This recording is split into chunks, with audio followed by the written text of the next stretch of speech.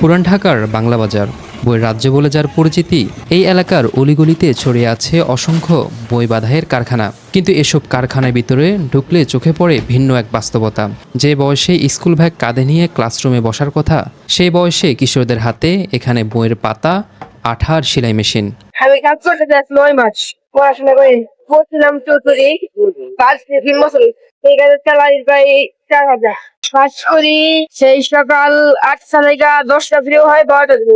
কারো বয়স 12, কারো 13 কিংবা 14। প্রশ্ন করতে জানা গেছে এদের প্রত্যেকেরই একসময় নিয়মিত স্কুলে যাওয়ার অভ্যাস ছিল। বইয়ের পাতা তখন ছিল পড়াশোনার সঙ্গী, আজ সেই একই বই হয়ে উঠেছে জীবিকার হাতিয়ার।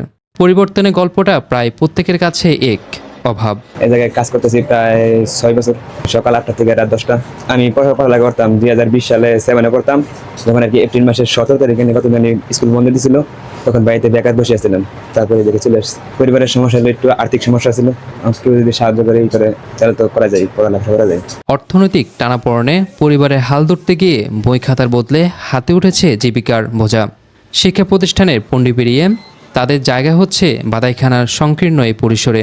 সেখানে দিনের বড় একটা অংশ কেটে যায় একটানা পরিশ্রমে। অথচ এই বয়সে গড়ে ওঠার কথা ছিল তাদের স্বপ্ন, তাদের ভবিষ্যতের ভিত্তি। বড় হওয়ার চিন্তা ভাবনা আছে এরকম আর কি। পড়াশোনার সুযোগ যদি পাই, নাহলে আরেকবার পড়াশোনা করে ক্লাস 3 পড়ছি। বাংলা বাজারের অলিগলিতে প্রতিদিনই তৈরি হচ্ছে হাজারো বই, যেখানে জ্ঞানের আলো ছড়ানোর কথা। অথচ সে বই তৈরির পেছনে লুকিয়ে থাকায় এই কিশোরদের নিজেদের জীবনে যেন নেমে এসেছে অন্ধকার। শৈশবের যে অধ্যায় হওয়ার কথা ছিল শিক্ষার, সেটাই আজ তাদের কাছে জীবিকার সংগ্রাম। প্রশ্ন থেকে যায়, এই শিশু শ্রমের চক্র থেকে বেরিয়ে আসার পথ কবে খুলবে?